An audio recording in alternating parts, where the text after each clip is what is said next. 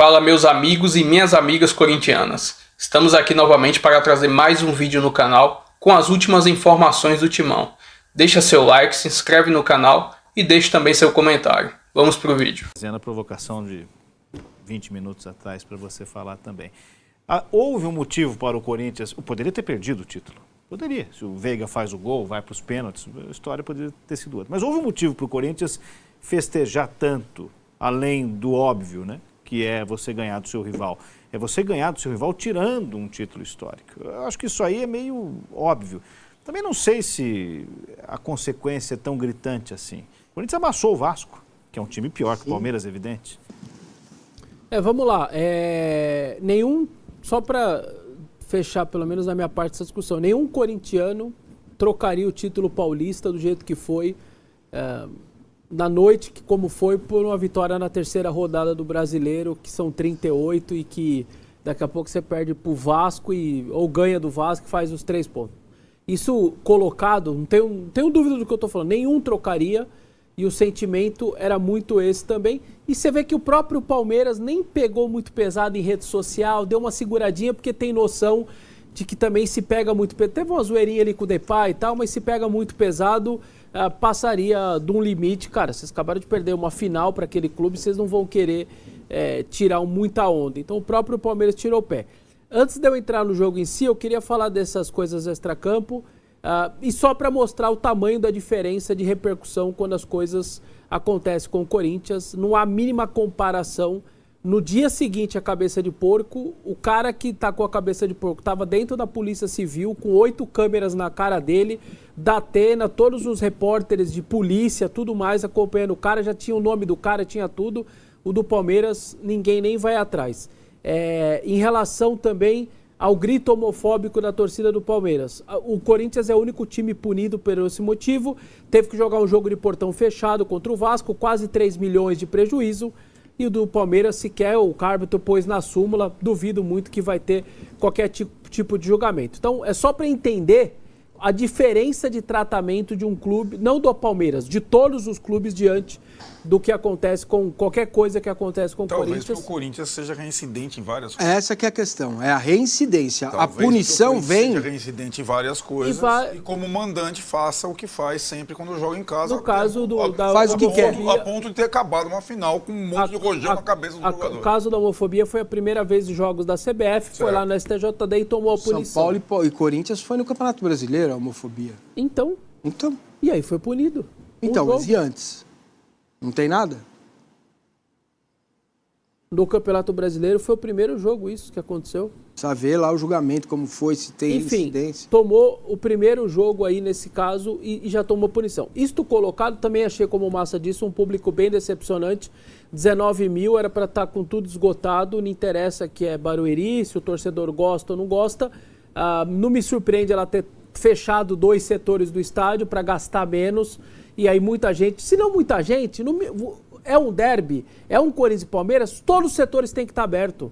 Mas não sei se vai lotar. Não interessa. Ela tinha que ter deixado todos os setores abertos para a torcida comprar. No jogo em cima da hora, né? Acabou no geral. O que você está fazendo? Vamos no jogo? Não, isso tem mais, sim. Tem mais. Mas muita gente poderia ter comprado pela internet no dia do jogo e estava manhã. E estava fechado. Animei mais. Agora vamos. Isso. Então, isto colocado, enfim, essas coisas extras, eu queria dizer que a vitória do Palmeiras é mais do que justa. O Palmeiras fez por merecer, jogou muito mais. Nos primeiros 20 minutos, se tivesse sido 4-0, estaria tudo dentro de uma normalidade. E aí entra, para mim, a bronca da torcida do Corinthians e a minha bronca com esses jogadores todos. Claramente entraram com uma postura de quem estava indo treinar no CT Joaquim Grava, era um treino e não um jogo oficial, menos ainda um derby e menos ainda um clássico e muito menos ainda um derby que é maior do que o clássico. E ninguém foi com esse entendimento. O Corinthians não perdia 4 jogos do Palmeiras, 2 vitórias e 2 empates. Peraí, se você não perdeu os últimos 4 jogos e toma um amasso daquele ali, tem alguma coisa errada. Quando 2 times são, se não parelhos, eles são fortes, cada um com a sua qualidade, seu defeito, mas nós não estamos falando de times como, tá vindo da Série B, Aí você toma um atropelo é porque você é melhor tecnicamente. Não é esse caso. Esse time aí, que tomou o atropelo que tomou nesses 18 minutos, tomou 2 gols, era para ter tomado mais, tem algo além. Você não toma um atropelo quando você tem ou o mesmo nível, ou só um pouquinho pior, enfim, parecido ali o time titular com o time titular. Você não toma aquele atropelo se não tiver o algo a mais. Avessa. E no caso o algo a mais... É a faca nos dentes. Então, é isso. Não tenha dúvida. E o algo a mais exatamente é isso. Um time entrou para definir o jogo, para jogar tudo, para devolver o que aconteceu na final, faca nos dentes, vontade, ímpeto, e o outro simplesmente entrou para um treino no CT e você toma isso. O Corinthians flertou com algo pior, porque se toma 2 em 18 minutos, se o Palmeiras, por exemplo, continua, era difícil manter, né? Era uma volúpia muito grande, era uma intensidade muito forte. Também o Palmeiras, acho que é difícil fisicamente aguentar aquele... Mas, ao mesmo tempo, se faz um terceiro, poderia flertar com uma goleada histórica no segundo tempo, e aí esses jogadores iam ter que passar uma semana bem diferente, ainda mais jogando 2 jogos em Itaquera, como vai acontecer diante de Fluminense e Sport no final de semana.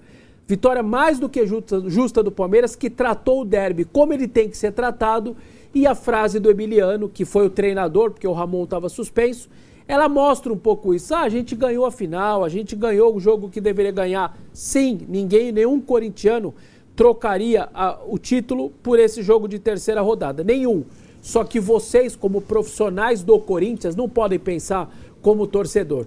Para vocês, o sábado deveria ter sido tão grandioso quanto a final, porque vocês são profissionais, são pagos para isso, e para entrar não nessa vibe do torcedor de que esse jogo era menos importante ou mais importante. Mas eu tenho uma outra coisa para vocês falarem aqui, em relação ao Corinthians. Tudo bem. Acho que resta evidente que o Palmeiras, né, não queria ter perdido o título, perdeu, não, vamos mostrar, vamos lá, e sufocou, fez 2, podia ter feito mais, depois controlou o jogo, como o Massa já bem detalhou. E também que talvez o Corinthians falasse, campeão está aqui, isso não vai mudar, distrair um pouquinho. Agora, essa oscilação tem ocorrido em outros jogos, que não são com o Palmeiras. O Corinthians perdeu um jogo em casa na Sul-Americana. Então, não é apenas o derby que não mexeu o suficiente. Ou estou errado? Não. O problema da defesa está mais do que claro. Eu venho apontando isso. O Corinthians é mal treinado defensivamente. Entram bolas que não eram para entrar. E não é porque os zagueiros são ruins ou os laterais. Não é isso.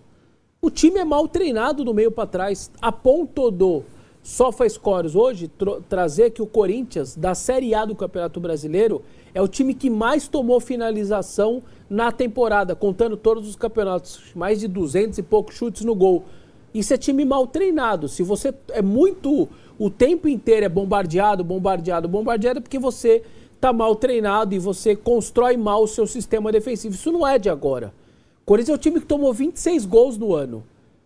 É o time que mais tomou gol ao lado do Mirassol. A média do Mirassol é pior porque ele jogou menos. Só que, números absolutos, ninguém tomou tanto gol no ano, juntando todas as competições, que Corinthians e simplesmente Corinthians e Mirassol. Tem alguma coisa errada. Você tomou mais de um gol por jogo. 25 jogos, 26 gols. Então, isso está muito claro para mim. Os 2 dias não conseguem defensivamente fazer um time mais tranquilo. 3-0 no Vasco, porque o Vasco poupou 8 jogadores. Provavelmente teria tomado o gol do Vasco também. Toma gol praticamente todo jogo.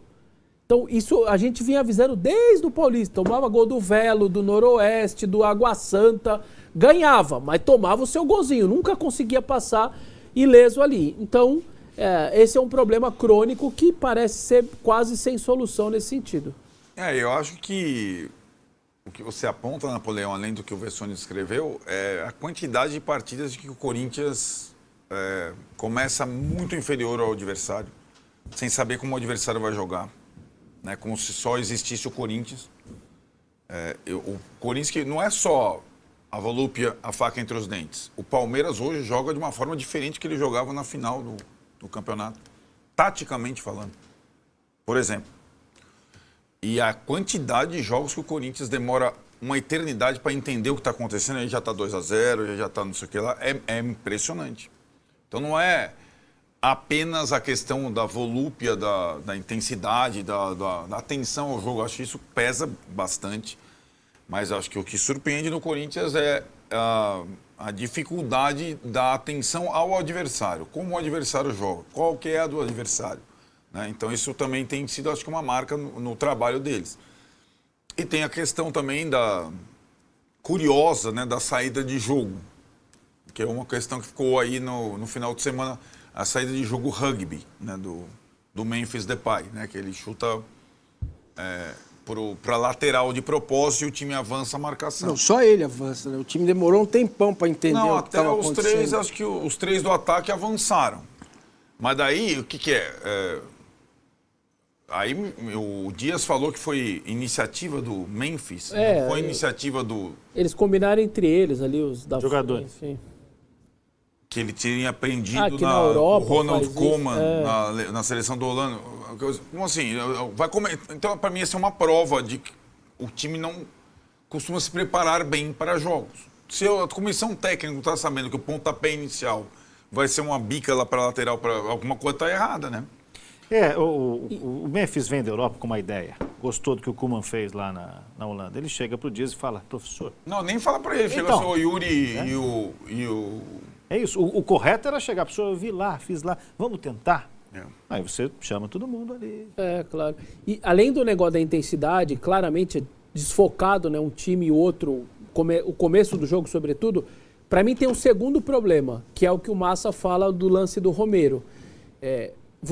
Isso me irrita bastante, assim, treinador, e nos dois bastante. Você tem um exemplo, você pega simplesmente o Palmeiras no Allianz Parque, primeira final. Acaba 1-0, você tem um bom comportamento, você não tinha nem Coronado nem Garro. O que você faz? Romero, por trás, saída do Piquerez pegando, os dois da frente e 3 volantes. Você vai pegar o Palmeiras, fora de casa, só mudou o estádio, Arena Barueri.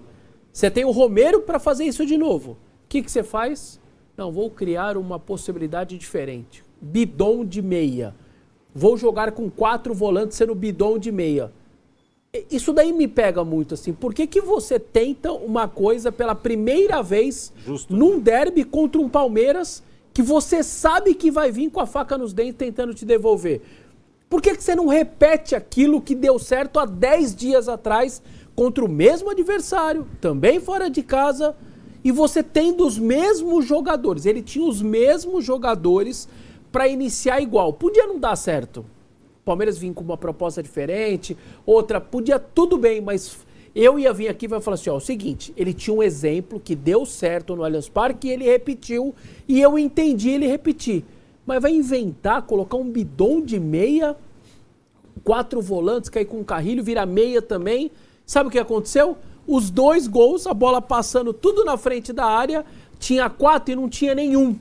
Porque entre eles se perderam. Uma coisa é você estar acostumado a jogar no sistema com 3 volantes, um na frente e 2 mais à frente ainda. Aquele sistema de jogo é para tudo, para se defender, para atacar. Ao você pôr um 4º volante, vira uma bagunça e você se perde até defensivamente. Tá contigo pela primeira vez, porque é a minha estreia aqui no Taon, mas para esse próximo repórter eu vou abrir uma exceção e vou falar.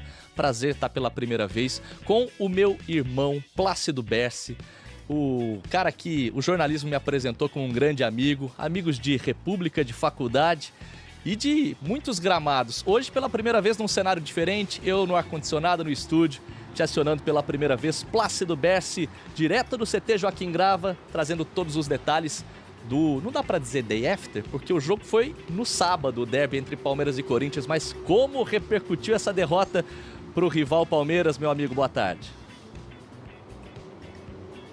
Aí você me emociona, hein, Vinão? Pô, quase chorei aqui ouvindo sua chamada, tava pensando também como fazer essa interação. Eu só te desejo sucesso, divirta-se sempre e aproveite muito essa nova fase. Agora, tentando não me emocionar e seguindo falando sobre o Corinthians, pois é, o Corinthians encerrou uma sequência de 12 jogos sem derrota no Campeonato Brasileiro, isso se a gente somar a edição do ano passado com a edição desse ano, depois da derrota, né, contra o Palmeiras. Aí ontem o elenco folgou, se representou hoje aqui no CT Joaquim Grava.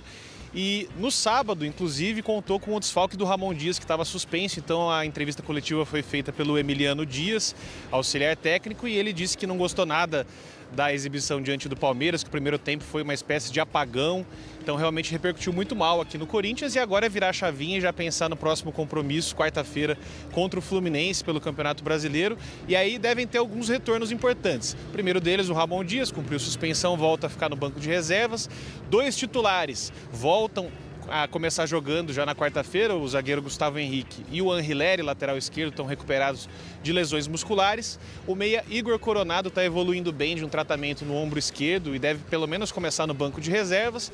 E aí o corintiano se pergunta, e o Hugo Souza e o Garro? Os dois provavelmente vão demorar um pouquinho mais. O Garro voltou ao Brasil na quarta-feira da semana passada, depois de uma semana em Madrid fazendo um tratamento no joelho direito. E aí trago aqui um pouquinho de bastidores. Na quinta-feira eu encontrei com o Garro na cobertura de um evento organizado pelo Corinthians e conversei com o argentino. Ele estava bastante alegre, otimista, contente, satisfeito com o resultado do tratamento lá em Madrid. Não estava mancando, o que é um bom sinal, e disse que espera voltar em breve a ficar à disposição, mas ele e o Hugo Souza não jogam quarta-feira, devem demorar um pouquinho mais aí, o Corinthians tentando superar o trauma do derby. E felicidades e divirta-se sempre, meu irmão. Valeu, meu amigo. Hoje não tinha o Homem-Aranha, né? A última vez que eu fiz entradas ao vivo ali no CT Joaquim Grava, tinha um Homem-Aranha, mas tinha um carro ali e chamou a atenção da rapaziada. Será que era jogador? Plácido Berce continua por lá e volta com mais detalhes.